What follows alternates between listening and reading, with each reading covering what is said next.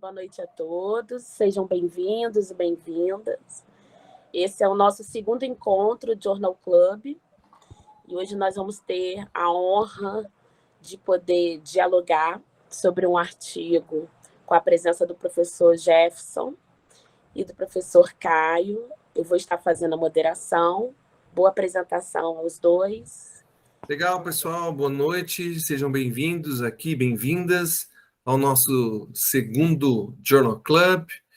A gente colocou como título aqui, desde o começo, desde o primeiro, né, Decifrando a Ciência do Exercício Aquático, e a gente se autodenominou como um grupo de imersão de fisioterapia, né, fazendo um trocadilho aí com a imersão. Hoje a gente vai debater aqui no mesmo formato que a gente fez com a Ana e com o Wellington, só que hoje nós vamos ter o Caio e a Laisa, professora da Universidade Federal da Bahia, e o Caio é um dos trabalhadores da AACD, tá bom? E também trabalha no Hospital Samaritano. Então, falar de algumas coisas. Eu vou ser um pouco mais breve na minha introdução do que eu fiz da vez passada, porque eu acho que o YouTube que ficou lá, a parte 1, dá para dar uma lembrada legal, até mesmo para a gente ter esse racional sobre como que é ler um texto, né? Principalmente no ensaio clínico, e tentar mesclar um pouco da validade interna e da validade externa.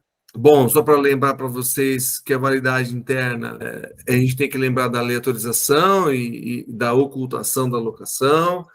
A gente tem que entender se os grupos são similares no começo do estudo, isso é uma coisa importante, isso tem a ver com a aleatorização e a ocultação. A gente precisa saber se o avaliador dos desfechos, no caso, exercício aquático, exercício em solo, ele é mascarado. Não tem relação, a gente não interessa para quem trabalha com exercício aquático se a pessoa que dá o exercício é mascarado ou se a pessoa que recebe o paciente é mascarado. Então, não interessa para a gente se outras pessoas, né? Um ensaio clínico envolvendo exercício, ele não deve, não pode, não tem cabimento de ser triplo cego. Então, ele sempre é mascarado, ou ele é cego. Tudo bem? A gente tem que saber se a perda amostral foi menor que 10%, até 5%. Às vezes, né, já está mais rígidas, as regras estão mais rígidas. E se no follow-up, se aconteceu o follow-up, e se o follow-up tem menos de 20% a 15% de perdas. Muito bem, mais um pouquinho.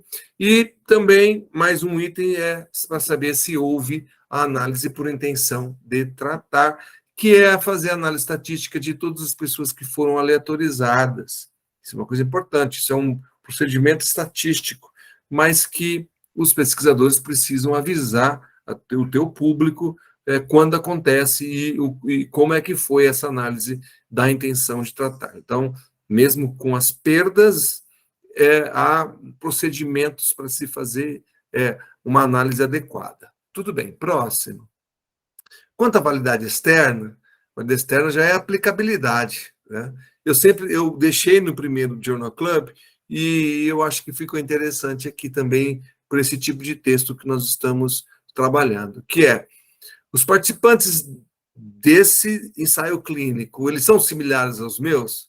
Lembra que da primeira vez a gente trabalhou com acidente vascular encefálico e não tinha muita definição que tipo de paciente era que a gente estava lidando, né? Então, sempre olhar para os critérios de inclusão. A proposta dos exercícios aquáticos, elas servem para mim, servem para meus pacientes, eu trabalho com isso, né? A sequência dos exercícios, a piscina, a temperatura, algumas coisas assim são importantes e relevantes para quem trabalha com uma sequência de exercícios aquáticos. Como que os resultados desse estudo, desse próprio ensaio clínico ou de uma revisão sistemática, eles são aplicados ao meu paciente? De que forma? Como bem os desfechos foram avaliados, eles servem para mim e para os meus pacientes. Eu estou acostumado, né, no Brasil, esse questionário já está adaptado à língua portuguesa, já está pronto para ser usado? Porque, de repente, é um questionário que no Brasil ainda não está preparado, ainda o questionário não foi testado as propriedades psicométricas, né, as medidas, as propriedades de medidas, tá bom? O correto é propriedades de medidas. E o quinto item da validade externa é o que pode ser refletido, no fundo, sobre os resultados e a conclusão desse estudo. Tudo bem? Então, fui muito mais breve na minha introdução, porque você encontra mais informações lá no Journal Club 1. Então, vamos para a pergunta. Vamos brincar de pergunta aqui. Vamos supor que um paciente te procura e há 45 dias, ele está há 45 dias de pós-operatório, o médico pediu, liberou, você já pode fazer exercício, o seu tratamento pode ser feito, e ele está no pós-operatório de reconstrução do manguito rotador. Provavelmente ele fez uma artroscopia, ele está há 45 dias de pós-operatório, e ele fez uma reconstrução do supraespinhoso, provavelmente. Então, vamos hipotetizar o seguinte, que o comprometimento desse paciente que te procura, ele foi devido a uma ruptura total do supraespinhoso, beleza? Ele procura, na verdade, ele te procura porque o médico encaminhou, porque ele sabe que o exercício é bom para ele precisa tratar após 45 dias, e quando ele tinha essa ruptura total, ele era bem sintomático. Então, ele tinha dor e uma disfunção grave, né? E provavelmente o tendão estava rompido totalmente, e esse tinha uma retração grau 2, que é uma classificação de Pate, grau 2. E também tinha uma infiltração de gordura de estágio 1. Então, a infiltração de gordura, ela é classificada sobre a perspectiva do acho que se fala assim, Gauthier, né? Ou Gauthier. Bom, então, sabendo dessa história, você recebeu esse paciente, você fala assim, bom, eu vou dar uma olhada, eu tenho 1 dia, 2 dias antes da avaliação, essa pessoa está procurando exercício aquático, eu quero saber se tem algum texto disponível quando eu recebo, para eu receber esse paciente. Uma coisa natural.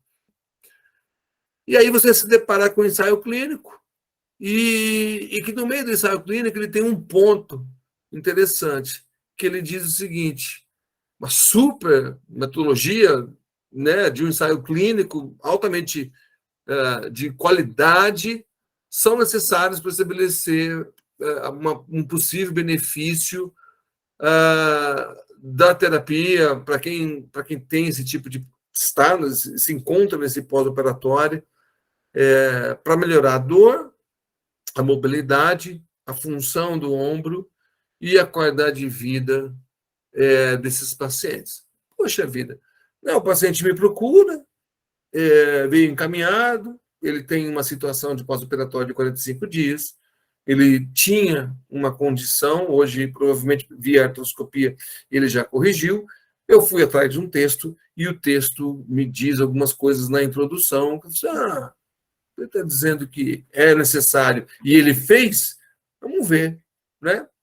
E aí nesse texto, você descobre, mais uma vez, que ele está comparando exercícios aquáticos versus exercício em solo. Você pode ver que eu coloquei até no plural aqui para uma provocação. Depois, na hora que o Caio entrar, ele vai talvez falar se isso é plural, se isso é singular, né? Porque quando eu acho um ensaio clínico, eu imagino assim, alguém está descrevendo uma sequência de exercício que tem começo, meio e fim, que tem 45 minutos, 1 hora de sessão em água, versus 45 minutos, 1 hora de exercício em solo. É isso que eu estou imaginando. O texto está me levando a isso. Por isso que eu vou ler. Né? Por isso que o meu paciente está chegando, vou fazer a avaliação, ele tem uma condição interessante, está procurando fazer exercício na água, e achei um texto que compara exercício na água versus exercício em solo. Agora é o Caio que vai continuar aqui. Obrigado pelo convite, né? Primeiro, obrigado, Laís, obrigado, professor, e a todos presentes. Dando continuidade ao que o professor Jefferson estava falando, sobre a pergunta que ele estava falando, ele levantou, né? E a procura, como nós buscaríamos, como o paciente chega para a gente no 45º PO de manguito rotador, e a gente ia buscar um artigo para nos ajudar na nossa conduta, no nosso tratamento com o paciente. Para mim, particularmente, foi bem legal essa pergunta, esse artigo proposto, Sr. Jefferson, porque eu não trabalho com ortopedia, não trabalho com ombro, e realmente, se eu tivesse um paciente hoje, como ele levantou, fez essa pergunta, eu iria procurar um artigo e talvez me desse de frente com esse artigo que ele propôs, e vocês vão ver daqui para frente se ele nos dá boas respostas ou se não nos dá boas respostas, né? O assunto proposto por esse artigo é sobre cirurgia, né, de reparação do manguito rotador, e vai comparar realmente o tratamento aquático, né, realizado pela fisioterapia aquática, e comparar com a fisioterapia solo. Ele foi publicado na revista Biology, é uma revista suíça, né, que faz parte, se não me engano, professor, você me corrige depois, de uma conjunto de revistas, de uma editora, que é a MDPI, né? E eu coloquei aí embaixo até o site para quem quiser. É uma revista suíça de fator de impacto de 5,168. A revista é suíça e os autores também são todos suíços, né? Da Universidade de Genebra e de outras clínicas lá da Suíça. Então, na introdução, o que esse artigo nos traz? O que a gente precisa, seria legal de encontrar numa introdução que ele nos traz ou que ele não nos traz? Sempre quando a gente lê os primeiros parágrafos da introdução de um artigo científico, a gente procura por definições, problema estudado, conceitos, a incidência, a prevalência, e eu coloquei aqui esse xizinho vermelho, que nesse caso ele não descreve muito bem, né? Definição, qual é a prevalência, incidência de lesões de manguito rotador, qual é a população que é mais acometida por esse problema. Ele traz no primeiro parágrafo que, com a idade, as lesões de manguito rotador são mais frequentes e que a necessidade ou não de um tratamento cirúrgico depende do sucesso do tratamento conservador. Mas eu achei que falhou um pouquinho esse artigo nessa primeira parte da introdução. Ele levanta, ele fala um pouquinho sobre o problema estudado, que no caso são as lesões de manguito rotador e o pós-operatório, os tratamentos, né, ele cita que a possibilidade do tratamento conservador e do tratamento cirúrgico de reparação, principalmente ele fala da artroscopia do manguito rotador. Os tipos de tratamento, ele também falha um pouco em explorar um pouco mais, na minha opinião, sobre os tratamentos, tanto em solo, os tratamentos conservadores, né, tanto em solo como no ambiente aquático, da fisioterapia aquática. Então ele fala na introdução que lesões do manguito rotador são mais frequentes com o aumento da idade e eles levam à dor e à incapacidade funcional do indivíduo, que a reparação do manguito rotador é realizada quando o tratamento conservador não tem sucesso. Os objetivos do tratamento do pós-operatório, na maioria das vezes, são ganho de mobilidade do ombro, sem estresse excessivo do tendão reparado. E a fisioterapia aquática é uma opção terapêutica. Ele diferencia na introdução a fisioterapia aquática da balneoterapia, ele joga esse dado de balneoterapia e de hidroterapia, ele chama também a fisioterapia aquática de hidroterapia na introdução. E aí ele fala o termo fisioterapia aquática e cita alguns possíveis benefícios do tratamento realizado através da fisioterapia aquática. Ele fala que a fisioterapia aquática facilita a flutuabilidade, diminui a sobrecarga articular, otimiza as ativações musculares de forma mais fisiológica, promove relaxamento, bem-estar, permite que um início mais precoce das atividades sem comprometimento da integridade do tendão, né? E cita a escassez da literatura do tratamento aquático, né, da fisioterapia aquática, no pós-operatório de reparação do manguito rotador. E aí a justificativa, né? Por que ele escolheu a água? Ele faz esse parágrafo aí de 4, 5 linhas, falando dos benefícios da fisioterapia aquática, principalmente ele fala dos benefícios da fisioterapia aquática no pós-operatório, que tem respostas bem mais robustas para pós-operatório de quadril, para pós-operatório de joelho, mas ele diz que tem uma escassez na literatura para o tratamento no pós-operatório de reparação do manguito rotador.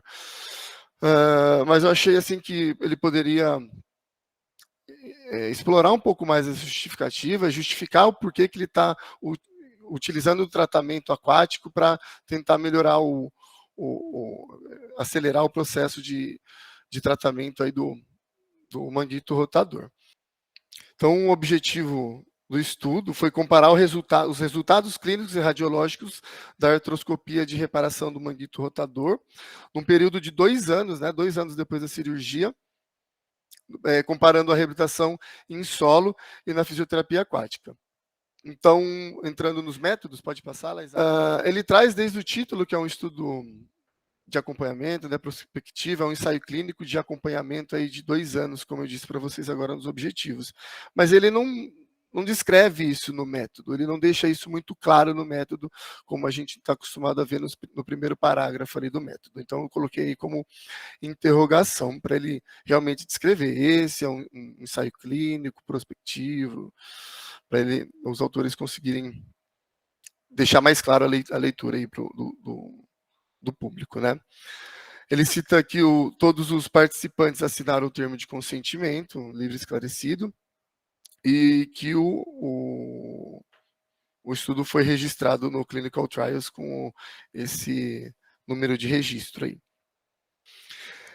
Ele cita que foram selecionados indivíduos que realizaram a artroscopia do manguito rotador entre maio de 2018 e novembro de 2019 e utiliza como critérios de inclusão indivíduos que tivessem ruptura sintomática do tendão do supraespinhal ou do infraespinhal lateral, classificação B1, né, desse tipo de ruptura. Retração de 1 a 2 graus, de acordo com a classificação de Pate, e não cita como esse tipo de classificação lá na introdução, né? Ele entende que o leitor já saiba como é essa classificação. No meu caso, por exemplo, como eu não trabalho com a ortopedia, com pós-operatório de manguito rotador, eu teria que buscar, né, esse tipo de classificação de Pate para saber o que é essa retração, 1 a 2 graus. E outro critério de inclusão é que o indivíduo tivesse estágio de infiltração gordurosa menor ou igual a 2, de acordo com Gautalier, que ele também não descreve lá na introdução. Foram excluídos os indivíduos com incapacidade de seguir o protocolo de estudo, os indivíduos com outros tipos de lesão no manguito rotador, que fosse lesão do tipo A, B2, B3 ou C, com lesão no tendão do subescapular, ou com lesão no lábio superior, anterior, posterior, ou com o ombro congelado. Eu coloquei esse slide aqui para quem não sabe a prevalência das lesões do manguito rotador. Eu acho que fica muito claro aqui, principalmente que ele incluiu pacientes com a classificação B1. Essa B1 é como você tem uma lesão quase que parcial, quase que total, do supraespinhoso. Então, essas lesões, principalmente pósteros superiores, eles representam cerca de 85% das lesões do manguito rotador. Então, por isso que ela está classificada aí como B1. Você pode ver que tem as outras prevalências que ocorrem, que é comum. Você pode ver que a lesão do subescapular é menos que 10%, a lesão com um infiltrado de gordura em estágio 2 e atrofia muscular também chega a menos de 10%. Então, o resto ele é bem menor, né, a frequência. Por isso até que talvez eles tenham escolhido esse tipo de classificação, uma que o cirurgião ele é único, essas quase 85 pessoas que fazem parte do estudo. e esses indivíduos foram submetidos a algumas avaliações, alguns momentos de avaliações e algumas avaliações clínicas e de ultrassom. Foi avaliado no momento antes da cirurgia, realizar a avaliação, mas ele não cita no artigo quanto tempo antes da cirurgia. Foi um mês antes da cirurgia, uma semana antes da cirurgia, um dia antes da cirurgia, ele não cita isso no artigo. E também foram realizadas outras 4 avaliações, 1 mês e meio após a cirurgia, 3 meses após a cirurgia, 6 meses após a cirurgia e 24 meses após a cirurgia. Como caracterização da amostra, eles utilizaram, né, a idade, o sexo, o IMC e o lado operado, se foi direito ou esquerdo, dominante ou não. Os instrumentos de medida, né, para os desfechos utilizados no estudo, então eles avaliaram a amplitude de movimento ativa de flexão do ombro e rotação externa do ombro. Utilizaram essa escala SAME, que ela são 2 perguntas que, na verdade, você faz para o paciente, para ele dar classificar de uma forma percentual, como que ele dá uma nota percentual para o ombro operado, comparado a um normal, um parâmetro de normalidade, e para o ombro não operado. Essa constant score também, que ele dá uma outra nota para a funcionalidade do ombro, a escala visual análoga para a dor do ombro operado, e essas 2 outras escalas, a ASIS e a SST, que são escalas, todas essas, né, tanto a SAME como a Constant Score, como a ASIS e a SST, são escalas, medidas de autorrelatadas, né, do indivíduo. Então, você pergunta e ele diz o que ele está sentindo. E essas 2 últimas, a ASIS e a SST, são perguntas relacionadas às atividades de vida, como ele utiliza esse ombro no dia a dia, e uma dessas 2 também tem questões relacionadas à dor. A ASIS tem 17 itens no questionário, das perguntas, e a SST tem 12, se não me engano. E todas essas escalas, né, medidas de avaliação, instrumentos de avaliação, são utilizadas como percentual. No artigo ele também utiliza um percentual para a escala visual análoga, que a gente está mais acostumado a utilizar os centímetros, né, para graduar a escala visual análoga. A ASIS e a SST foi aplicada somente 2 anos após a cirurgia.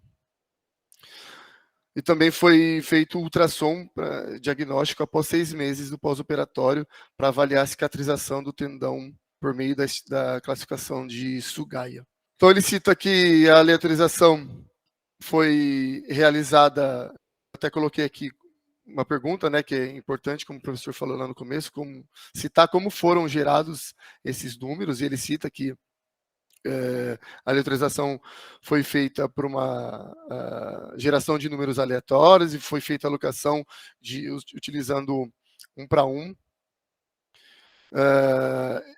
Ele, na verdade, não cita se foi feita a ocultação ou não, e cita que o avaliador foi independente. Nos métodos, ele descreve bem detalhadamente a cirurgia, se tinha determinada alteração no ombro, ele fazia determinado procedimento cirúrgico, acessava tendão, acessava articulação, se acessava mais a parte óssea também. Então ele descreve bem a cirurgia na parte metodológica. Ele descreve como foi esse momento pós-operatório aí do tratamento, que todos os indivíduos usaram tipóias por 4 semanas. O início das terapias foi após 10 dias da cicatrização da pele.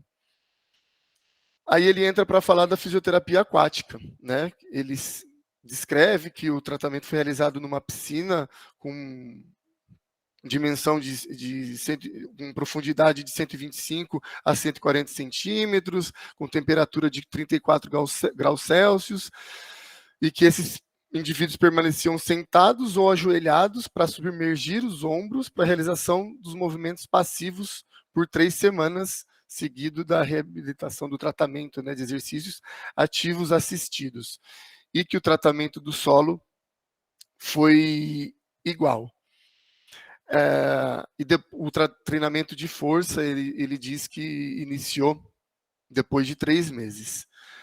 E ele descreve aqui um exercício passivo, depois que ele vai progredindo, exercício progressivo, ativo, passivo, que passa para um ativo assistido, e depois ele entra num exercício de fortalecimento depois de 3 meses, né? Mas eu não consigo enxergar realmente o que é esse exercício passivo ou o que é esse exercício ativo assistido que ele descreve, né? E nenhum treinamento de força, como foi realizado, quantas vezes, como o professor Jefferson falou no início, quantas vezes por semana foi realizado esse exercício, quanto tempo de terapia, quantas repetições eram realizadas cada exercício, tinha isso, se não tinha. Ele não descreve isso nem no processo, no tratamento em solo, nem para o tratamento na fisioterapia aquática. E ele descreve ainda que o tratamento em solo foi igual ao do tratamento aquático. Ele descreveu que o exercício o paciente realizava ou ajoelhado ou sentado para submergir os ombros para fazer o exercício, né, o tratamento, a mobilização. Mas aqui a gente vê o paciente totalmente submerso, apoiado, pendurado, não consigo entender, na barra fixa ali, lateral da piscina. Realmente, falei um pouquinho de validade interna, né, aqui no decorrer dos métodos, mas para mim esse trabalho não tem uma boa validade externa, porque eu não consigo enxergar realmente o tratamento que foi proposto na comparação, né, nesses 2 tipos de exercícios aquáticos e no solo. Vai lá, professor. Muito bem. Não se frustre, não, né? Nem nossa audiência. Você já deu spoiler, né, Caio? Eu comecei com um pouquinho, 10% de spoiler, e você já meteu quase 80% de spoiler aí. Então vai assustar toda a nossa galera aí, pô. Bom, vamos para a análise estatística. Ele começa com o cálculo do tamanho da amostra, ótimo, isso é uma coisa importante. A Liza fez essa pergunta na participação anterior, no Journal Club número 1, e eu disse para ela que o cálculo do tamanho da amostra é uma obrigação, e isso tem a ver com poder, não tem muita relação com a validade interna, né? Porque ela me cobrou se a validade interna teria algum problema se não ter a cálculo do tamanho da amostra. O cálculo do tamanho da amostra, ele é importante para você ter o poder em relação aos seus resultados, né? Com ou sem. Então, ele não é membro direto da validade interna. Mas ele fez o cálculo, chegou a um número de 86. Pois bem, o cálculo está bem descrito, interessante. E lembra que um dos itens da validade interna se chama a intenção de tratar. E ele descreve a intenção de tratar. Muito bem. Imputação múltipla é um dos métodos para que você tenha o preenchimento dos itens ou dos pacientes que saíram do estudo.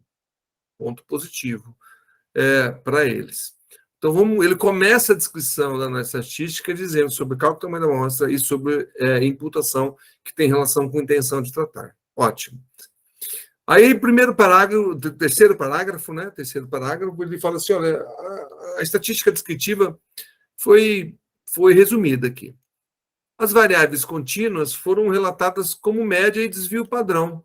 Guardem isso. Média e desvio padrão, que depois eu vou mostrar o resultado para vocês. Quem está com o texto na mão vai acompanhar o que eu vou chamar a atenção. Com valor mínimo e máximo. E as variáveis categóricas foram relatadas como frequências, como proporções. Tudo bem. A normalidade, não é assim que se fala, né? A distribuição gaussiana das variáveis foi medida pelo Shapiro-Wilk. Ótimo, sem problemas. Você tem que saber se os dados ele segue uma distribuição gaussiana, perfeito. Guardem esse mínimo e máximo e esse médio e desvio padrão, tá bom? Por quê? Se ele testou com o Shapiro-Wilk, ele pode apresentar, provavelmente ele apresentou em média desvio padrão.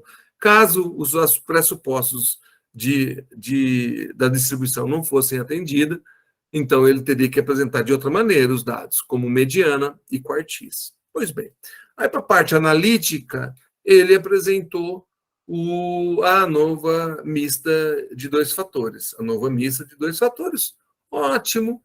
No fundo, a ANOVA mista de qualquer ANOVA é comparação entre médias, no mínimo 3 grupos. Mas aqui ele tem que fazer um ajuste na fórmula, porque no programa ele vai pedir para você, ele tem que entender que tem que ter 3 momentos, 3. Então a planilha ela é um pouco tinhosa, porque você vai ter que mudar a descrição na própria planilha para você achar uma análise de variância, porque você está dizendo que você só tem 2 grupos. E a ANOVA não se faz com 2 grupos, se faz com 3 grupos no mínimo. E tudo com o objetivo de entender a média, tá? E aí é óbvio que primeiro você faz a ANOVA, identificar o teste F. Se o teste F estiver ok, você avança para fazer uma comparação chamada de pós-hoc, que está escrito aqui, né? Pós-hoc. Pode ver aqui que está escrito um pós-hoc. Pós-hoc é uma comparação se na análise de variância ele identificou alguma diferença entre os grupos, os momentos. 2 fatores, porque ele coloca 2 fatores aqui, que é grupo e tempo. Tudo bem? Muito bem. Uma estatística razoável, moderada. Tem coisas muito mais modernas que isso aqui. Então, isso aqui é bem elementar. Lembra que ele está falando o quê? Comparação de média. Então, ele tem que ter feito testes para ver se ele pode usar a média ou não. Vamos lá. Primeira coisa dos resultados, ele me apresenta dados demográficos. Então, olha só que interessante. Lembra, desculpa, uma boa validade interna, perdão, o primeiro item é se as pessoas foram similares no começo do estudo. É o mesmo cirurgião, é o mesmo serviço. Eles tinham que separar as pessoas que vão procurar esse cirurgião na Suíça para operar, que deve ser muito famoso, usar, né, da habilidade artroscópica dele para ser operado. Então, ele falou assim, olha, a idade das pessoas são iguais.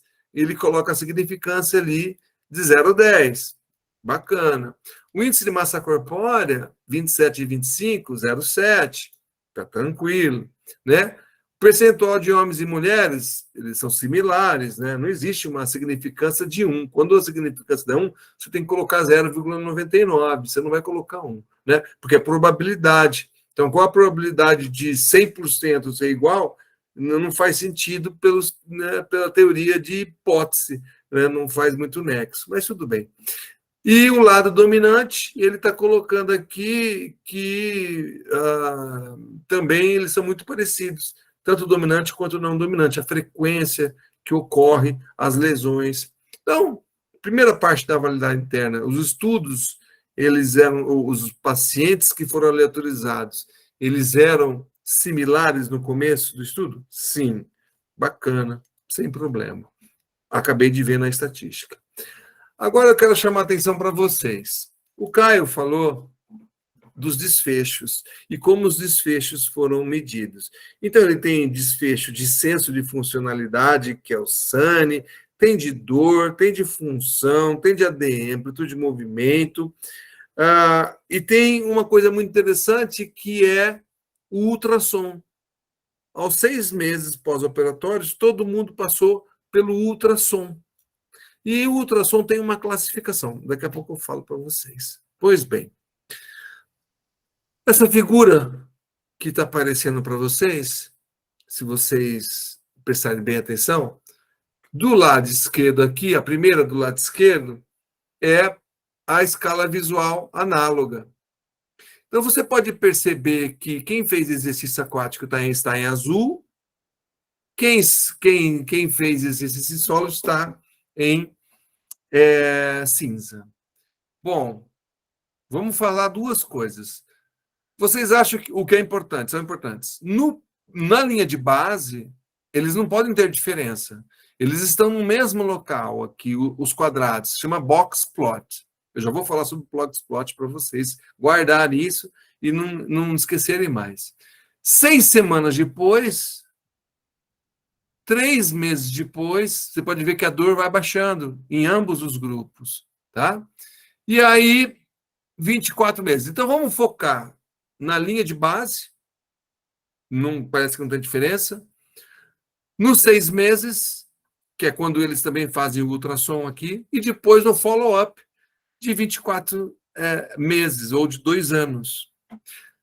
Primeiro ponto, a escala visual, quanto menor, melhor. Então, ela está colocando em milímetros aqui, não tem problema. Ela sai de mais ou menos 65 milímetros e ela vai aqui mais para muito próximo de 10 milímetros. Então, há uma melhora considerável em relação à dor para ambos os grupos. Pois bem, a SANI é invertida. A SANI, quanto maior, melhor, vai de 0 a 100. Então, se vocês olharem aqui, no começo parece que houve uma diferença estatisticamente significante. Isso não é legal, isso não é bacana, porque denota que você acaba dando um checkmate na aleatorização. Então, há uma diferença aqui. Me parece que o pessoal de solo, eles eram um pouco melhor sobre o senso de funcionalidade. Tudo bem? Então, na linha de base, me parece um pequeno erro, né? Não erro da estatística, mas da aleatorização propriamente dita. E aí vamos focar lá nos 6 meses. 6 meses eles saem aqui dos valores de 40, 50, vão para valores de 75, 80, e lá nos 24 meses o pessoal já está lá bem próximo do 100, que é o máximo do score do questionário. E aqui, outro que eu quero chamar a atenção, antes de falar do box plot para vocês, esse score constante, que também ele vai de 0 a 100, e ele pode ver que eles não têm diferença no começo, para 6 meses eles aumentam um pouquinho, e para 24 ou 2 anos, ainda está lá uns 80%, 90%. O que eu quero chamar a atenção para vocês aqui? Eu quero chamar a atenção para vocês no seguinte: quando você está disposto a fazer apresentação de variáveis contínuas que possuem distribuição gaussiana, a forma figurativa para você escolher se chama error bar. Error bar, que é a média com intervalo de confiança. Error bar, média com intervalo de confiança. Isso aqui não é error bar ou barra de erro.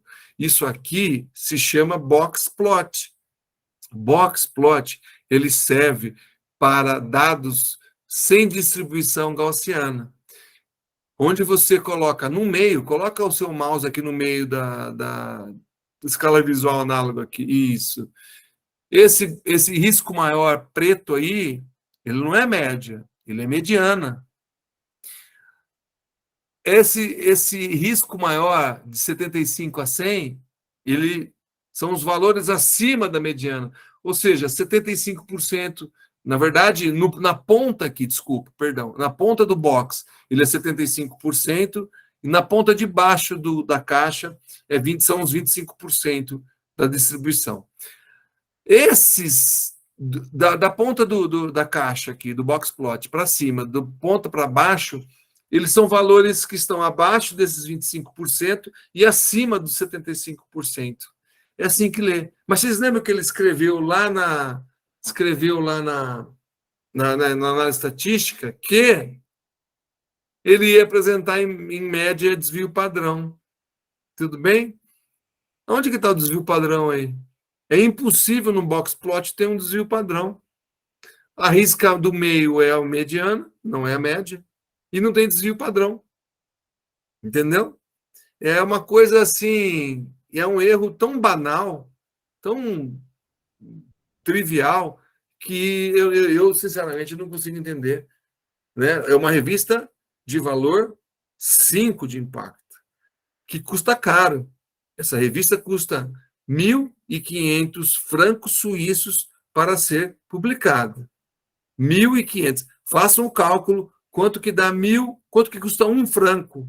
Quantos reais você precisa para comprar um franco? Vocês vão saber quão caro é essa revista. Para publicar nessa revista, nós, brasileiros, precisamos, no mínimo, de 15 mil reais. O que vocês acham disso? 15 mil reais. São 1.500 francos. Óbvio que 1.500 francos, para quem trabalha na Suíça, quem mora na Suíça, é nada. Mas para brasileiro... E aí, se a pessoa só tivesse pago para publicar, e publicar algo que não faz menor nexo, né? Não faz nexo no sentido validade externa, o exercício escolhido, daqui a pouco eu vou falar, e a estatística é completamente... Sim, tem um erro banal, tá bom? Tudo bem, vamos lá, Laísa, próximo. Aqui ainda tem a ADM, a flexão ativa, tudo bem, do lado esquerdo, e do lado direito tem a rotação externa, né? Porque aí já tem redondo menor e subescapular para fazer rotação externa. O supraespinhoso, sabe, de 0 a 30, ele até trabalha bem na abdução e também um pouco na flexão, né? Agora, ele escolheu a flexão ativa. Então, você pode ver que é a mesma coisa, mesma leitura aqui. Não há diferença em nenhum momento e ele apresenta os dados nessa figura chamada box plot, que é ideal para se apresentar mediana e não média. Então, para lembrar, a mediana é onde 50% dos valores se encontram. Aqui eu gostaria de mostrar para vocês a classificação. Isso foi uma coisa legal do estudo, né? Não é toda hora que a gente tem um ultrassonografista, né? Alguém fazendo ultrassom para a gente. O que vocês imaginam? Quando, após 6 meses, o ultrassonografista vai lá e faz uma medida do reparo tecidual. Se esse reparo tecidual está classificado em tipo 1, tipo 2, mais em tipo 1, quer dizer que foi sucesso o reparo tecidual. Então, se vocês olharem aí, dos 42 pacientes que receberam solo e 44 pacientes que receberam água, você tem 76 versus 88% que atingiram esse reparo tecidual. Esse reparo tecidual até tem um nome. Qual que é o nome mesmo, Caio, dessa classificação? Sugaia. É a classificação de Sugaia. Pode passar o próximo, que tem bem embaixo tem essa classificação de Sugaia aqui. Esse Sugaia. E aí ele vai descrevendo o que é o tipo 1, né? Que é esse reparo tecidual com maior de 2 milímetros. Ou seja, você sabe que o tendão do supraespinhoso houve uma reparação. Então, ele quer dizer o seguinte, que o que ele está propondo como um, entre aspas, exercício aquático, é igual o reparo, ele atinge o reparo tecidual almejado, igual para quem faz exercício em solo. Olha só que interessante. É uma mensagem muito interessante esse. Olha, vocês têm medo, vocês que em solo têm medo de mandar o paciente para fazer exercício na água, porque a gente talvez tenha algum descontrole da mobilidade ou da amplitude de movimento na água. Quando ele fez nesse exercício, nesse estudo suíço aqui, ele fala que não há diferença em reparo tecidual para quem foi submetido exclusivamente ao exercício aquático, tá bom? Então, é óbvio que o tipo 5 é um tipo de reparo tecidual que nenhum médico vai querer ver, né? O próprio cirurgião. Tanto que ele tanto nem 4, nem 5. Tanto que ele é um percentual, né, bem baixo, abaixo de 4% aí, né, bem baixo, só para quem fez em solo e não para quem fez em água. Pois bem, só para uma informação, para vocês verem, é interessante, é um trabalho trabalhoso. Fazer ensaio clínico não é uma coisa fácil. E ele tem elementos muito profissionais de avaliação, embora eu utilizasse outros instrumentos de funcionalidade que não foram citados aqui, como o SPAD, como o DASH, que eu acho que é bem interessante para quem trabalha com ombro, como eu trabalho com ombro, a gente atende, né, pacientes não tanto em pós-operatório, mas pacientes sem cirurgia de ombro, né? Então, é algo assim, é muito bacana ver a qualidade da instrumentação e da proposta, mas que peca em algum aspecto, eles se perderam em algum aspecto. Eu quero ler com vocês isso aqui, que os autores escrevem, tá bom? Olha só que interessante. As nossas limitações são que ambos, tanto o paciente quanto o fisioterapeuta, que administrava a intervenção, eles não foram mascarados da terapia devido às diferenças de locais da intervenção. Desculpa, eu tenho que dizer para eles que eles estão errados em falar que isso é uma limitação. Isso não é uma limitação. Isso é algo óbvio nulante. Como que você vai mascarar um paciente que vai receber exercício? Você fala assim, você vai fazer exercício na água, mas você só finge que você está na água. Entendeu? Não tem nexo isso. O terapeuta que ministra o exercício na água ou em solo fala assim, olha, eu vou te ministrar o exercício, só que eu só vou fingir que eu estou aqui. Mas eu não vou estar vendo você fazer o exercício. Eu não vou te supervisionar. Se tem uma coisa que não dá para mascarar, quando se trata de ensaio clínico envolvendo exercício, é o terapeuta e é o paciente. Isso aqui não é eletroterapia. Eletroterapia dá.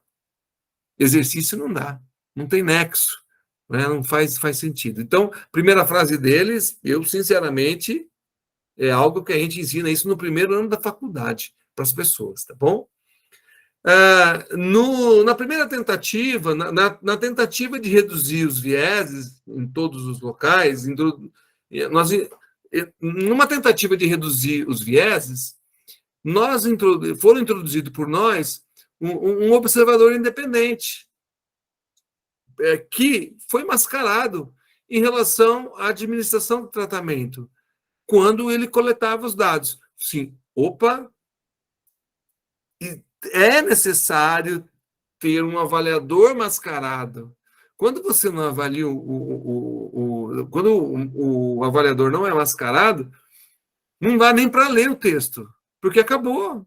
Demonstra que a pessoa tem pouca habilidade com a básica, a epidemiologia básica, epidemiologia clínica básica. Tudo bem? Então, a segunda frase também é um tanto quanto infeliz. Entretanto, estudos melhores, com um tamanho de amostra maior, são necessários para analisar as diferenças em termos de complicações, satisfação e o reparo tecidual. Mas espera um pouquinho. Se eu fiz o cálculo do tamanho da amostra, tem um poder de 80%, tem 80 pessoas, é um N razoável para a fisioterapia. Muito razoável.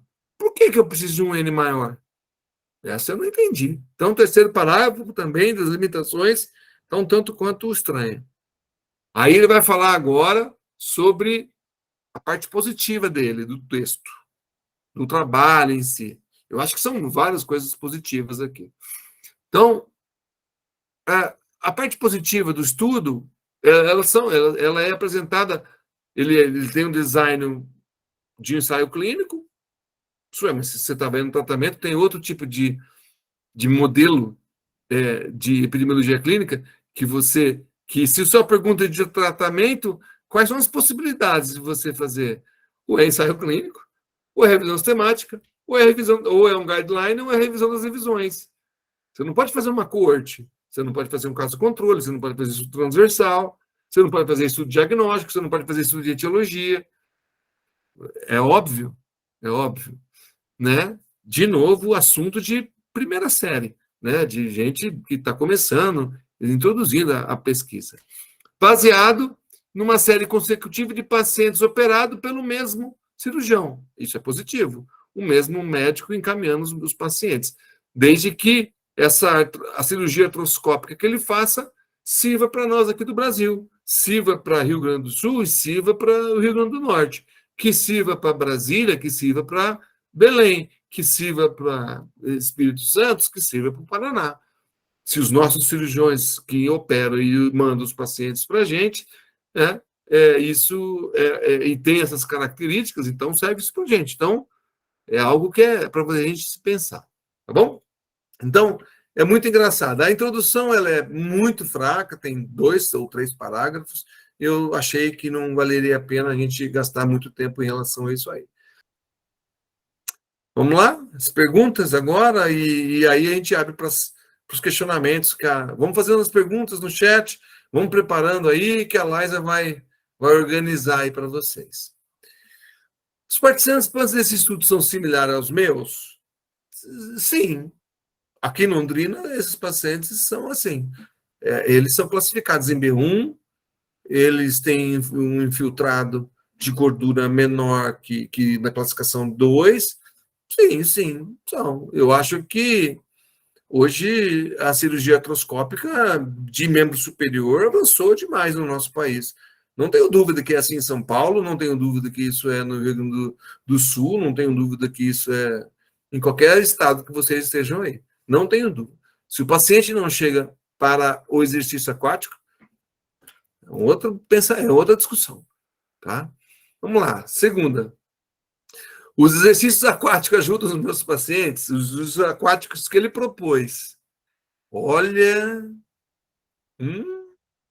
não sei se eu dou spoiler agora ou se eu guardo para mais tarde. Então tá lá. A sequência de exercícios não foi apresentada uma sequência de exercícios, né, Caio? Não é? Ele falou muito pouco da piscina. Acho que ele falou da piscina de temperatura, né? Falou, Caio? Temperatura ele fala e a profundidade de 125 a 140 centímetros. Que é uma temperatura. Eu gosto de trabalhar numa temperatura 1,20 m, e aí depois é uma altura que agrada gregos e troianos. Agora, desculpa, meus amigos, mas eu estava esperando, e vocês deviam estar esperando, uma sequência lógica, que existe uma sequência lógica que eu vou guardar para o final e não vou falar agora. Mas, a priori, a minha resposta é não. Pelo que eu vi, esse exercício ajuda. O exercício ajuda. Mas eu, como fisioterapeuta, eu trabalho com sequência de exercícios e não com um exercício. Assim. Como que os resultados desse estudo são aplicados ao meu paciente? Eles são aplicados, desse ensaio clínico? Passa lá. Olha, ele me diz que não houve diferença com significância. Se ele está me dizendo que não houve diferença na amplitude de movimento, na função, na dor, e 6 meses após, no ultrassom, e em outros questionários, senso de funcionalidade, no ACES, no SST, se não houve diferença, eu posso dizer o seguinte, esses resultados não têm diferença. Porém, contudo, todavia, isso é uma resposta indireta para dizer o seguinte: se eu levar o meu paciente para a água e não levar ele para o solo, pelo menos numa fase mais inicial, eu tenho esse direito, porque tanto faz fazer uma coisa ou outra. Né? Então, quem tem que resolver isso é o pessoal de solo, não nós. Nós estamos tranquilos. Nós só não estamos tranquilos porque a descrição do exercício foi banalizada por eles. Eu considero uma banalização. Eu fico 1 hora com o meu paciente. Vocês ficam 1 hora, 45 minutos, 40 minutos com os seus pacientes. Será que você vai fazer uma elevação ativa assistida na barra? Porque a piscina tem 1,40 m? Espera um pouquinho. E se na piscina tem 1,20 m, a barra está a 1 metro, como é que a gente faz isso? E a pessoa tem 1,90 m? Como é que faz isso? A pessoa tem que ficar ajoelhada? Pensa nessa história, tá bom? Para depois eu falar uma outra coisa no final. Quarto, quão bem os desfechos clínicos servem para mim e para os meus pacientes? Isso serve. Amplitude de movimento, questionário e escala visual análoga, isso eu uso. Estou tranquilo. Eu acrescentaria questionários que no Brasil estão prontos. Tem mais de 10 questionários de ombro aqui. Eu usaria o SPAT e usaria o SPAD e usaria o DASH, ou escolheria um desses dois, para trocar por esse monte de coisa que eles colocaram aqui. Mas, a priori, O que pode ser refletido sobre os resultados e a conclusão desse estudo? Essa é uma boa pergunta para vocês, né? Assim, o que vocês acham disso aí, né? Como que a gente pode refletir isso aí? Vamos lá, passa isso, ó. Ele tem um problema de validade interna? Ele até tem. Porque ele não descreveu a ocultação, como que ele ocultou depois de ter generado os números.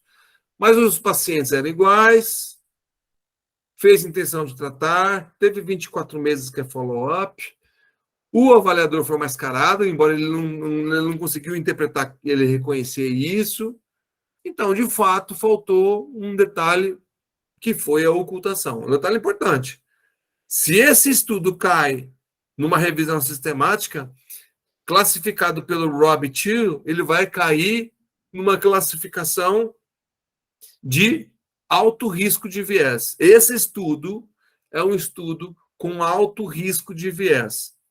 Se ele entrar numa revisão sistemática, ele não deve entrar na meta-análise, ele, só com esse item, ele está com alto risco de viés. Só para vocês lembrarem isso aí, para lembrar vocês. Só que o grande ponto do resultado, da conclusão é esse. Como que eu comparo um procedimento versus... Não é que eu comparo. Como que eu trago para a minha prática clínica, todo mundo gosta de falar de prática clínica aqui, e para tomada de decisão, são duas palavras que mais saem da boca dos fisioterapeutas, de solo, de água, em qualquer lugar, é assim, como comparar um procedimento apenas, no pós-operatório, por 3 semanas, com a sessão completa que eu, pessoal de Minas Gerais, pessoal de Belém, pessoal de outros estados fazem uma sessão completa. Essa é a minha reflexão. O que eu vou fazer? Ele está me dizendo uma boa notícia. Não tem diferença entre solo e água. Bacana, mas não tem diferença do quê? De levantar o braço passivamente, ativo assistido, e permanecer debaixo d'água? É aquelas pessoas que têm dificuldade de respirar, aquelas pessoas que são altas.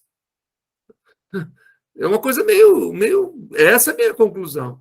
Eles têm instrumentos, eles tinham que ter melhorado a questão da ocultação, que isso vai levar esse estudo a um alto risco de viés. E aí? Como é que a gente fica? Como é que a gente vai lidar com essa situação? A grande pergunta, né, que eu quero deixar para vocês. Você vai utilizar esse texto para sua tomada de decisão? Essa que é a pergunta. A pergunta que não quer calar é essa. Você vai utilizar esse texto para a sua tomada de decisão, sim ou não? É isso que eu tinha para falar para vocês. Eu acho que a gente se programou para 1 hora e eu acho que a gente cravou 1 hora. Né? Foi mais rápido até mesmo que a outra turma no primeiro Journal Club. Antes de vocês, na verdade, saírem daqui, que daqui a pouco desvazia, todo mundo vai embora e aí a gente fica com meia dúzia aqui, eu queria de novo que vocês respondessem o Mentimeter, que está ali. Passa um pouquinho, mais uma, Liza. Isso aqui é para lembrar que tem um congresso internacional em maio, logo vocês vão ter boas notícias. Esse é o YouTube que a gente coloca coisas sobre ciência e sobre física aquática, e tem lá os dois, o Journal Club. Eu agradeço as suas colocações, professor Caio, professor Jefferson. Eu acho que a gente ganha muito com esse momento, né, de aprendizado, de discussão, de rever alguns conceitos, de tornar também essa nossa discussão cada vez mais completa, cada vez mais sistematizada. Eu acho que é um cuidado que a gente precisa ter, né, na seriedade da nossa proposta enquanto fisioterapeutas que trabalham com fisioterapia aquática. E aí, olhando um pouquinho aqui no chat, a gente tem algumas pessoas só que saíram, né, justificaram a sua saída, Eu não vi nenhuma pergunta, mas eu gostaria de abrir agora para os comentários, para quem quiser fazer pergunta, comentar esse momento, qual foi a sua experiência, quem não pôde participar do primeiro, que está aqui hoje, participando pela primeira vez, eu gostaria de abrir para que vocês pudessem fazer algumas considerações. Eu queria falar, fazendo um favor. Primeiro, eu queria parabenizar o segundo Journal Club, né, a Liza, o Caio, o professor Jefferson. É sempre muito construtivo e gostoso participar e ouvir vocês falando. E o primeiro comentário que eu ia fazer foi o finalzinho do professor Jefferson, né, que só o fato de não ter feito a ocultação, que esse ECA já é pontuado como alto risco de viés. Então, pensa, eles publicaram numa revista de fator de impacto maior que 5, pagaram para publicar, e aí a hora que vai cair numa revisão sistemática, vermelho, né? Alto risco de viés. Então, que triste, que pena, né? As pessoas deveriam estar melhorando a condução dos ECAs, né? Dos ensaios clínicos. E queria sugerir que, se o professor Jefferson quiser, eu posso deixar pontuado nos ensaios clínicos de cada Journal Club, e para você mostrar no final a pontuação do Rabbit2, né? Se eu me disponho a fazer isso. Legal, cara, bacana. É isso aí. Olha o que ela falou. Tanto trabalho, 24 meses, revista de alto impacto, cara, a hora que alguém de vocês aqui, ou qualquer, um americano, um australiano, um canadense, um britânico, resolver fazer uma revisão semática sobre efeitos do exercício aquático, sobre artroscopia de ombro ou de lesão de manguito rotador, esse ensaio clínico não vai ser usado. Não pode. Não pode. Ele vai ser incluído, mas não vai ter feito análise estatística, não vai ter meta-análise. Eu concordo com a Karen, né? Realmente essa questão é importante, mas eu senti muita falta mesmo da sequência dos exercícios, né? Caio, você fizeram uma reflexão já desde o início sobre isso, e como é que você vai entender o efeito do tratamento se você não sabe nem o que foi feito. Então, acho que precisava, né, em todos os estudos realmente serem refletidos. Esses dias eu estava lendo com a Rosane alguns textos de fisioterapia aquática em oncologia e tudo. Como está acontecendo, né? Os artigos vêm sem os protocolos claros. Você não consegue nem comparar os estudos pela dificuldade de ter o protocolo que foi feito. Então, tomara que tenhamos melhora nisso, né, nos próximos anos. E pensa, né, Wellington, é o segundo Journal Club, é o segundo texto de 2022, nós não estamos falando um texto de 10 anos, 5 anos, é o texto de 2022.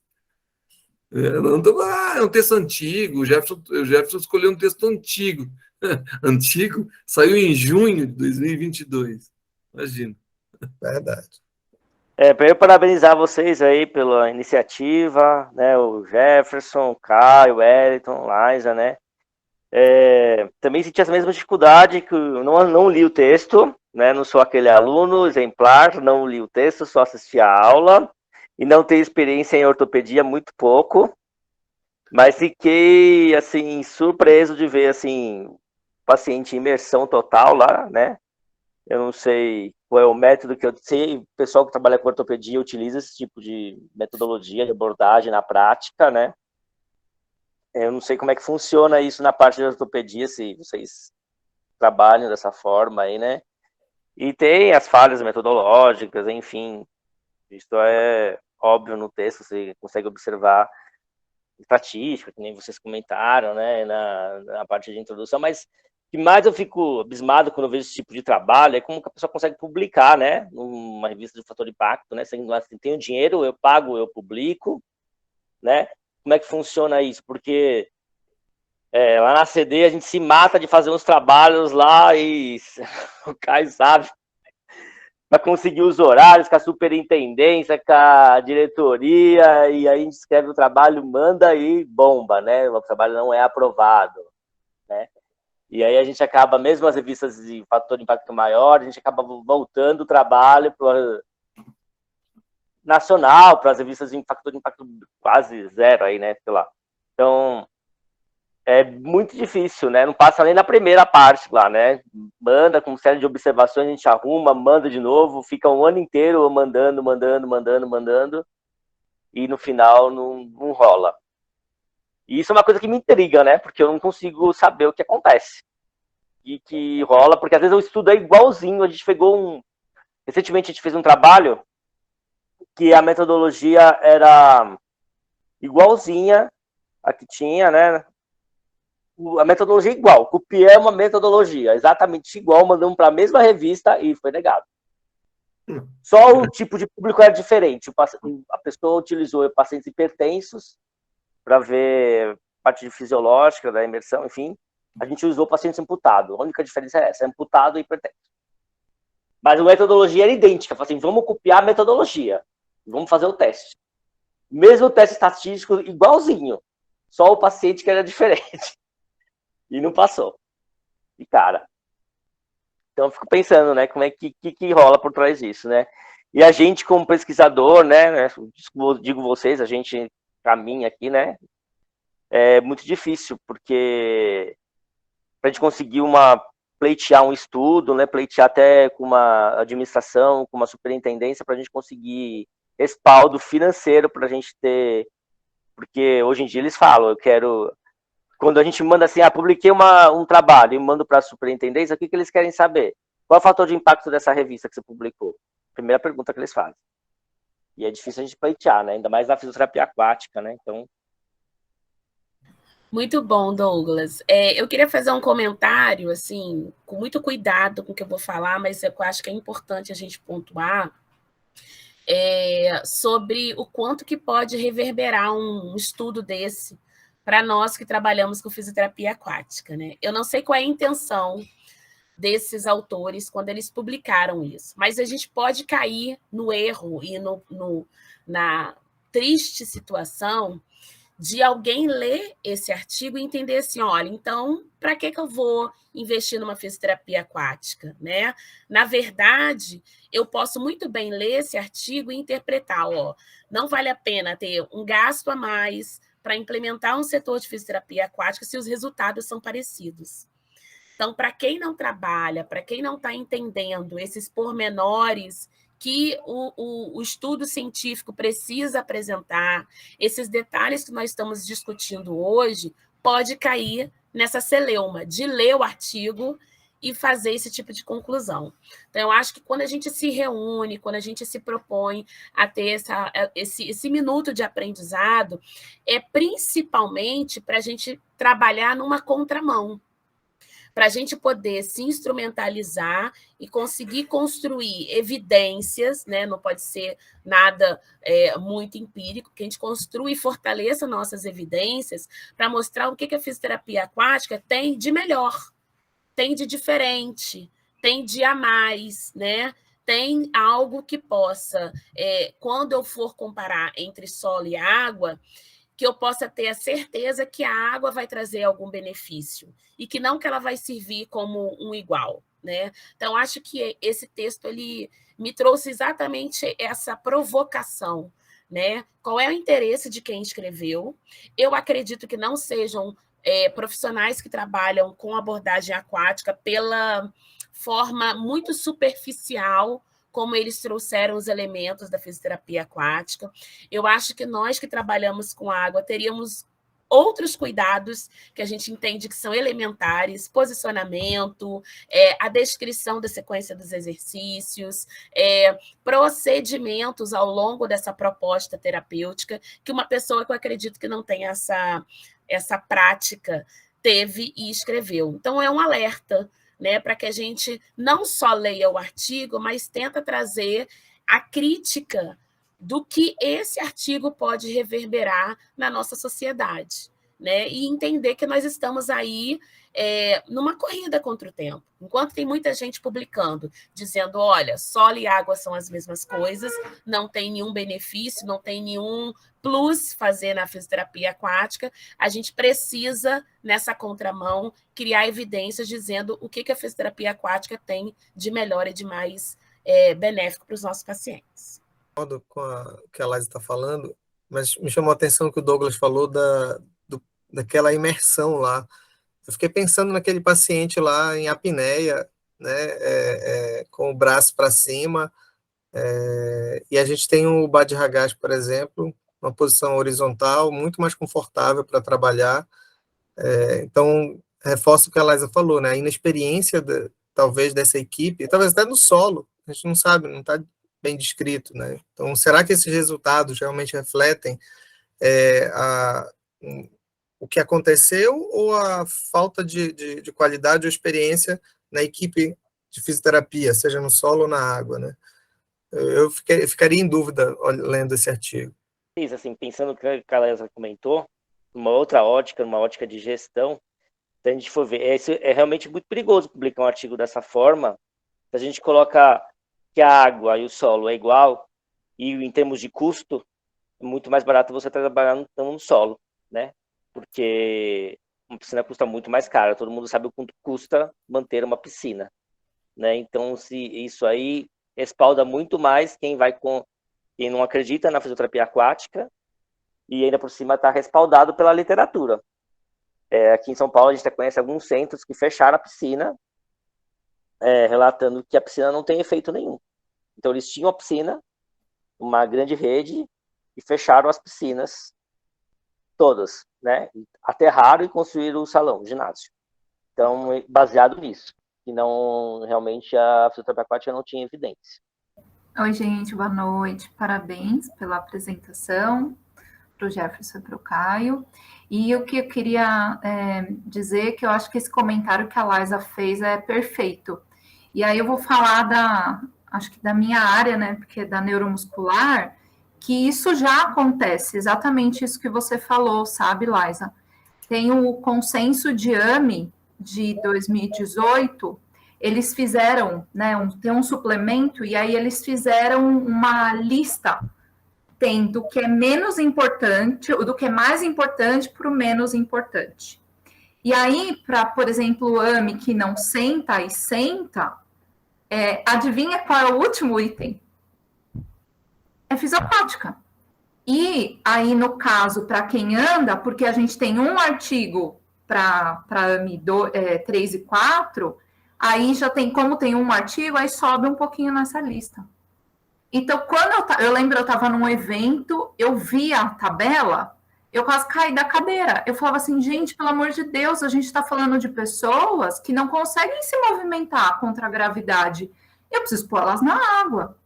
Mas, e isso é usado, é um consenso usado, e outra, o consenso foi feito por médicos. O que eles fazem? Vai rastrear, né? Vai fazer uma revisão sobre o que tem publicado de fisiopática. Então, isso, Laísa, que você falou, já, por exemplo, na neuromuscular acontece. E eu acho que o que você lembrou é perfeito.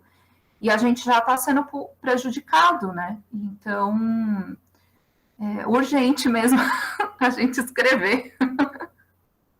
Eu tentei puxar essa linha, numa linha assim, se eu olho e não vejo a diferença, eu, como exercício aquático, eu vejo diferente. Eu continuo levando para o exercício aquático. Eu não sou tão pessimista nesse ponto de dizer, mas vocês estão certos, está certo, sim. O cara de solo, quem é em maior quantidade, ele pega e ele pode utilizar isso, inclusive como referência, assim, vai ter congresso de ortopedia, de esporte, de musculoesquelética, de trabalho. Por que eu vou trazer o cara do ombro aqui na água? Olha o texto que foi publicado em 2022 com o fator de impacto. Isso pode acontecer? Pode. Pode acontecer o pior, cair na mão do gestor.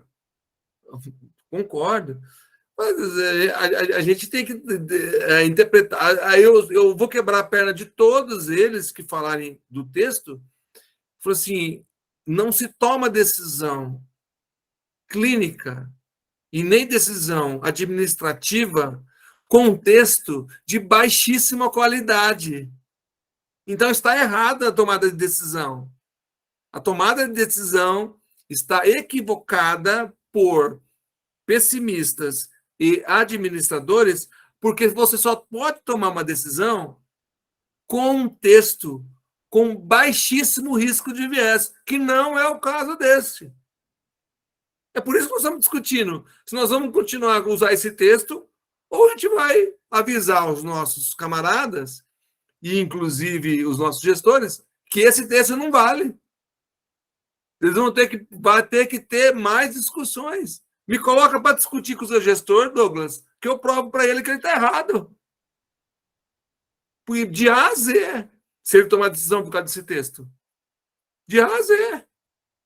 E olha que eu fui bem brando na minha fala aqui, apresentando. O Caio também foi brando. Mas se você for analisar, olha um pouquinho, vocês estão falando em tomada de decisão com um texto com um altíssimo risco de viés? O que é isso? Nós temos que nos policiar no sentido assim, se for para tomar uma decisão, que seja a nosso favor.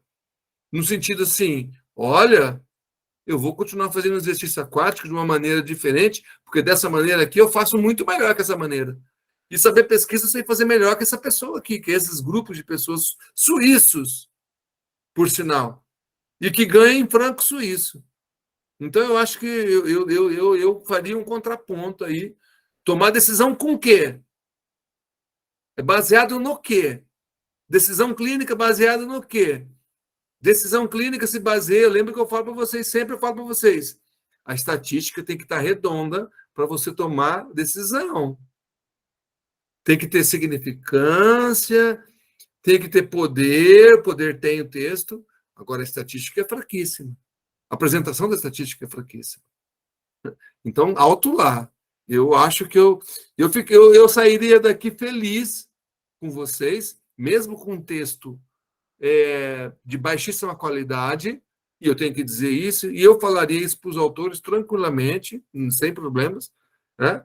Só que, óbvio, com um pouco mais de jeito.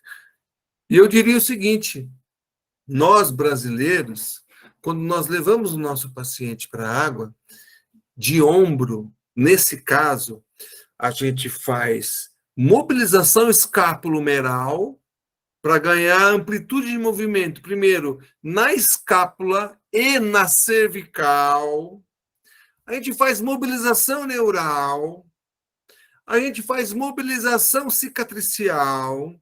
Só depois que a gente vai para o grau 1, grau 2, grau 3, grau 4 do Coulter-Bunny, para a glenomeral. A gente trabalha com resistência, que é o padrão 301 do Bhatt-Ragaz, e trabalhamos com elástico. A gente trabalha com o movimento acima da cabeça, com gesto desportivo. E mais,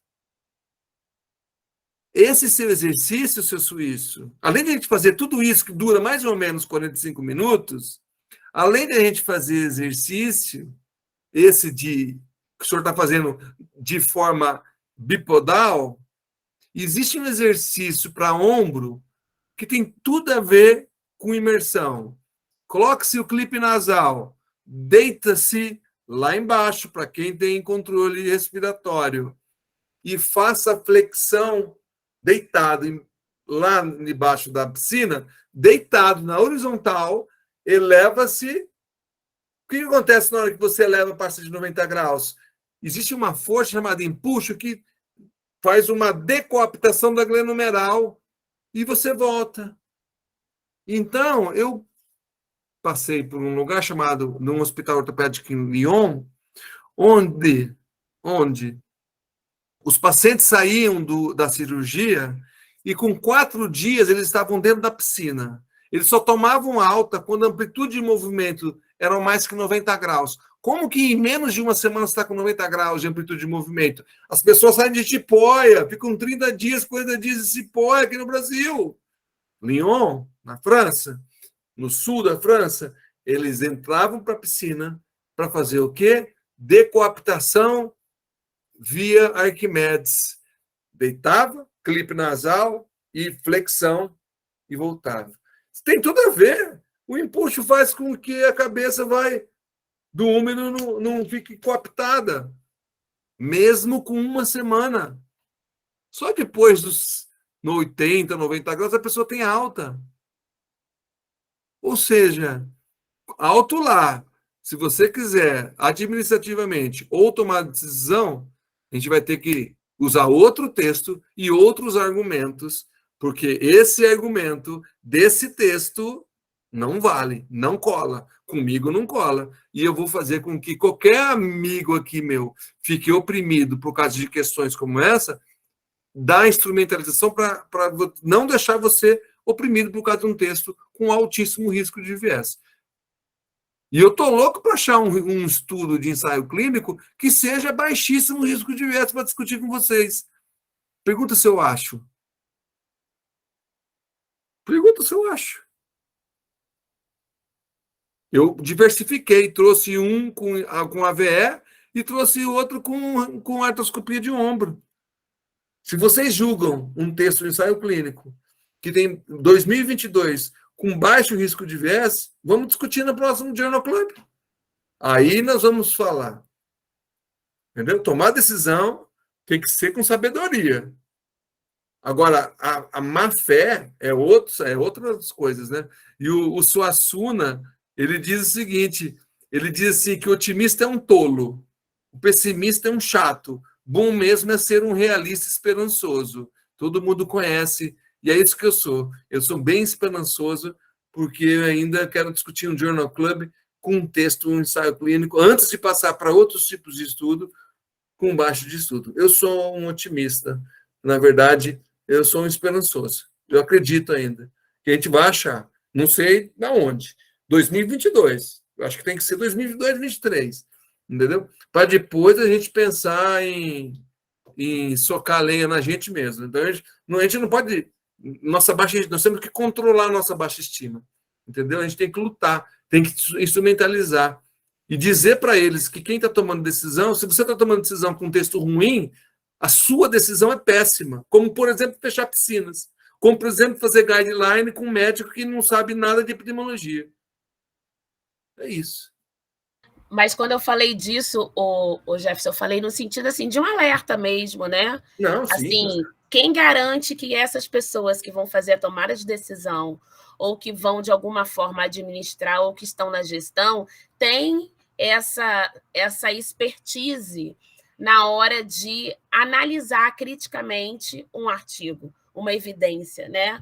Então, assim, eu acho que reforça a importância desse momento nosso aqui, de aprendizado, né? Assim, para que a gente, de fato, possa cada vez mais ter condições de ler um artigo e entender sobre todo o seu processo, sobre a sua veracidade, sobre o seu nível de evidência e sobre a seriedade de como foi conduzido esse estudo, né? Infelizmente, a gente tem muita gente na gestão que não tem essa experiência, e aí vai pegar a evidência e vai fazer uma leitura rasa, entendeu? Então, é como um alerta. Eu também sou muito esperançosa de que a gente possa cada vez mais trazer elementos, né, valorizando a fisioterapia aquática, mas fica um alerta para que a gente entenda o perigo que nós estamos correndo. O Douglas tocou num ponto bem interessante, que é sobre o publish or perish. E viver isso na pele é muito difícil. E essa é uma discussão que a BFA também tem que discutir entre os associados, entre a diretoria, entre a gente, que pode ser um motivo de um Journal Club, o publish or perish. Publicar a que custo, para quê? Porque, na verdade, a gente tinha que ser modelo para as pessoas, assim, olha, não é um fator de impacto que, de fato, faz a diferença na revista. A gente acabou de provar que a publicação de um fator de impacto 5 só merece um lugar na ciência. Ser esquecido. Ser esquecido. Faça uma revisão de artroscopia de ombro, vê o que você vai fazer com esse estudo aí. Não vai fazer nada. Ou seja, você ser esquecido por uma revisão sistemática é a prova cabal que você, o publish or perish. Entendeu? Então, isso que o Douglas traz é uma agonia. O Brasil lida com seus pesquisadores dessa maneira, tem que publicar, tem que ter fator de impacto. A Ana Angélica trouxe o fator de impacto pela primeira vez, eu deixei, não falei nada. Aí o Caio também já trouxe, porque a gente pegou os mesmos slides e já trouxe. Mas é legal, eu vou deixar porque vamos ver até onde que vai essa história.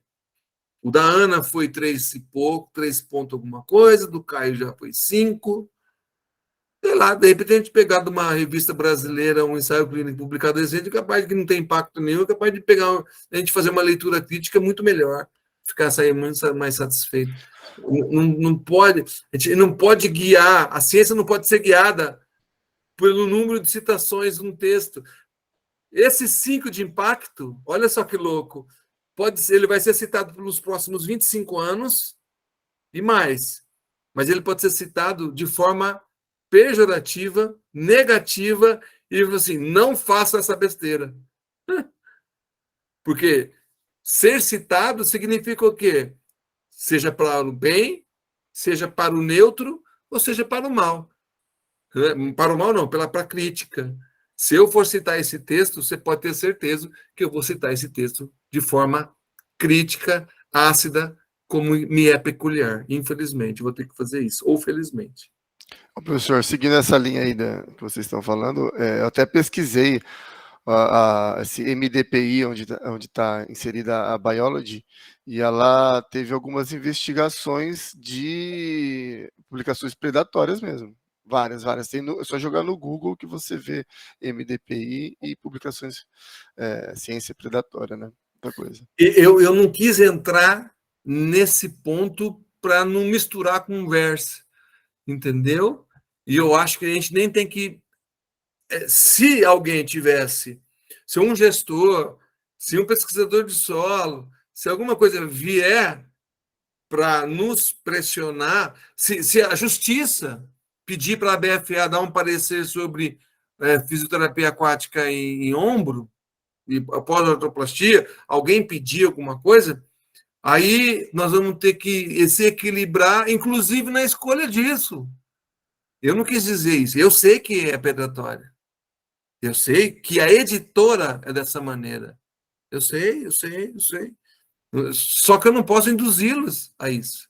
Né? Você trouxe essa conversa, ótimo, parabéns, legal, bacana, mas isso fica longe, fica da proposta do Journal Club, que é se informar. Não, mas Jefferson, é uma informação importante? Mas ela não pode conduzir, porque a gente foi ponto a ponto para desconstruir o que suíços, primeiro mundo, publicaram de forma equivocada sobre a ciência aquática, ou a ciência do exercício aquático. É isso. Nem cai nessa pira, nem do fator de impacto, nem do predatório. A não ser que alguém venha nos provocar juridicamente, administrativamente ou epidemiologicamente sobre isso, entendeu? Porque é muita piração. A ciência não é assim. Não pode ser, não deve ser. A minha luta vai ser, enquanto eu conseguir lutar, eu vou lutar. Para de ficar comparando as coisas, para de achar que fator de impacto é uma coisa do outro mundo. Não é. A prova cabal do crime está aqui em 2 Journal Clubs. E desejar uma boa noite para vocês, agradecer a participação, agradecer as contribuições, né, vocês se disponibilizarem em pleno dezembro de estar aqui à noite, e dizer que foi muito gostoso estar aqui. Legal, muito obrigado, Laísa.